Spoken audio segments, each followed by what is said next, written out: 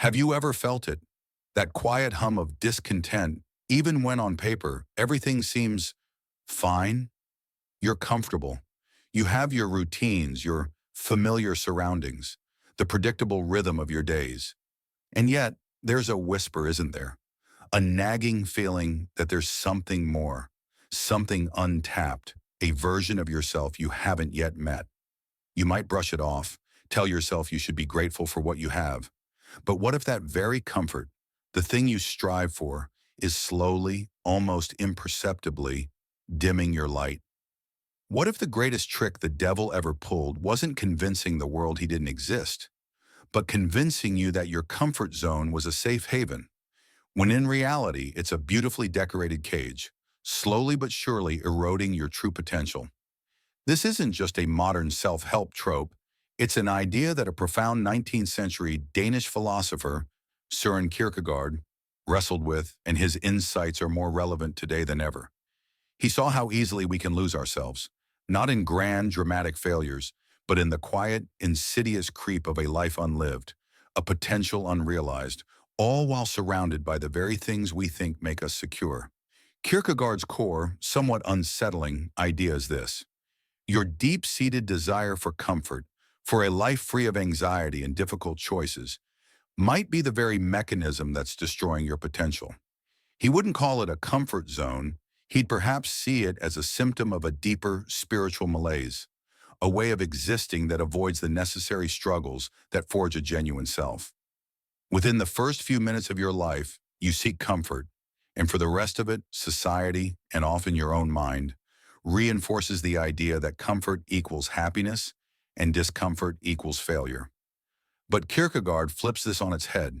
He suggests that true human existence, the path to realizing your unique potential, is found not in avoiding difficulty, but in confronting it, in embracing the anxiety that comes with freedom and choice.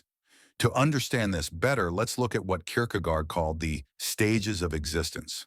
He proposed that individuals can exist in different modes of being, and the first, most common, and often most comfortable, is the aesthetic stage.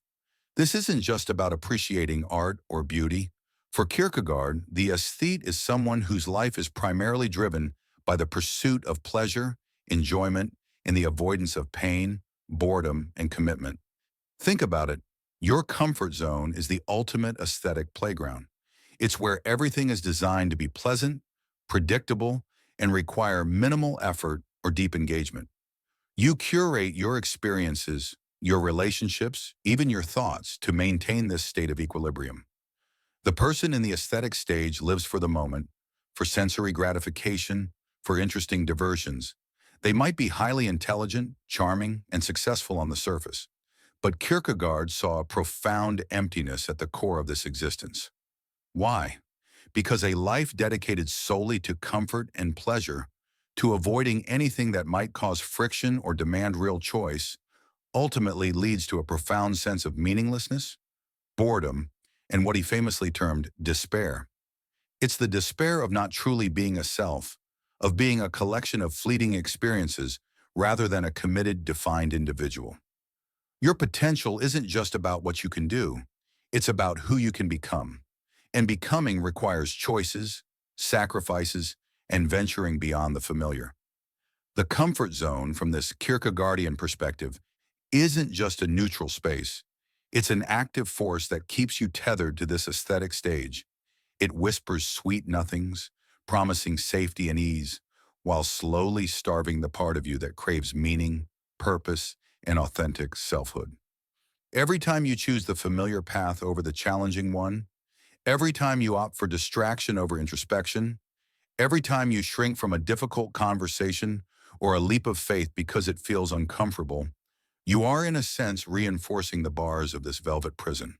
Kierkegaard spoke of anxiety or dread, not as something to be medicated away or avoided at all costs, but as an essential human condition, the dizziness of freedom. It's that unsettling feeling that arises when you stand before the vastness of your own possibilities, the realization that you are free to choose your path and therefore responsible for who you become. Your comfort zone is essentially an attempt to escape this dizziness, to pretend the cliff edge of infinite possibilities isn't there. But in doing so, you also numb yourself to the exhilaration of the flight your potential could take. The problem is, the safety it offers is an illusion. It's the safety of stagnation, the quiet of a life unlived. So if our comfort zones are these subtly destructive environments, keeping us in a state of pleasant but ultimately unfulfilling aestheticism, what then? Are we doomed to a life of perpetual anxiety if we step out? Kierkegaard's philosophy doesn't just diagnose the problem, it points towards a path forward, a way to move beyond this stage. But it requires understanding why this anxiety is not just inevitable, but potentially transformative. What happens when we acknowledge this dizziness of freedom instead of running from it? And how does this relate to unlocking that potential you feel stirring within? That's exactly what we're going to explore next. If any of this is resonating, perhaps that quiet voice isn't just discontent, but a call to something more. Before we continue, if you're loving this content, join our community by subscribing. Your support fuels us to go further. So, we've established that your comfort zone, that seemingly safe harbor, might actually be what Kierkegaard would see as the aesthetic stage of existence, a life focused on pleasure and avoiding pain, but ultimately leading to a hollow sense of self and untapped potential. We left off with a crucial question. What happens when we stop running from that dizziness of freedom, that anxiety Kierkegaard believed was so fundamental to being human? And how does facing it unlock the potential you sense within? This anxiety, or angst as Kierkegaard termed it, isn't your everyday nervousness about a deadline or a social event. It's far deeper. It's the profound existential unease that arises from the awareness of your own freedom. Think about it. As a human being, you are not simply a product of your instincts or your environment. You have the capacity to choose, to define yourself through your actions, to become something more than you currently are. And with that freedom comes an almost terrifying range of possibilities. That very awareness, that chasm of infinite potential paths you could take, is the source of Kierkegaardian anxiety. The more possibilities you perceive, the more acute the anxiety can become. Your comfort zone, then, is a meticulously constructed defense mechanism against this dizziness.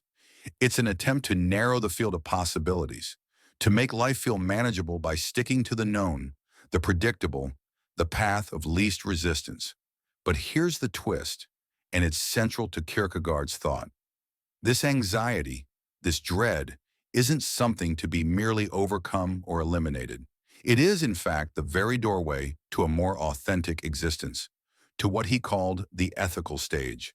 If the aesthetic stage is about what feels good now, the ethical stage is about choosing a self, committing to principles, and taking responsibility for one's life. It's about moving from a life of passive reaction to one of active, conscious decision-making. To move from the aesthetic to the ethical, one must confront this anxiety head-on. It requires a leap, a decisive act of will. This isn't about suddenly becoming fearless. It's about choosing despite the fear, despite the discomfort. Leaving your comfort zone in this light isn't just a self-improvement hack. It's an ethical act. It's you choosing to engage with the responsibility of your own freedom.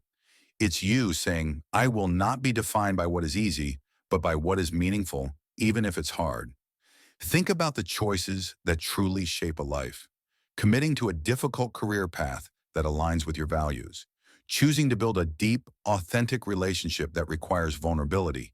Dedicating yourself to a cause larger than yourself. Or even the simple but profound choice to live with integrity day by day. These are not choices made for immediate pleasure or to avoid discomfort. They are ethical choices. They involve duty, commitment, and often sacrifice. They require you to define what you stand for and then to live by that definition consistently. This is where your potential begins to truly blossom. In the aesthetic stage, your potential remains largely dormant, a theoretical possibility. But in the ethical stage, through the act of choosing and committing, you begin to actualize that potential. You are no longer just drifting on the currents of pleasure and pain. You are actively shaping yourself and your world. The you that emerges from these choices is a more robust, defined, and authentic self. The struggle, the discomfort, the anxiety, these are not signs that you're on the wrong path. Kierkegaard would argue they are signs that you are truly living, that you are engaged in the difficult but essential work of becoming. So when you feel that pull to stay within the familiar, to avoid the risk, to choose the easy option, recognize it for what it is, the allure of the aesthetic, the fear of freedom's dizziness. And when you contemplate stepping out, undertaking that challenging project, having that difficult conversation, pursuing that audacious goal, understand that the anxiety you feel isn't a stop sign. It's an invitation to make a choice, to take a stand, to commit to a path that will forge your character and reveal your capabilities. But making a choice, embracing this ethical stage, is one thing. How do we sustain it? What happens when the initial resolve wavers, or when the choices lead to outcomes we didn't anticipate? Kierkegaard's framework doesn't end here. There's another dimension to this journey of self-realization, one that involves an even deeper level of commitment and faith, especially when the ethical path itself seems to lead to its own forms of despair or limitation.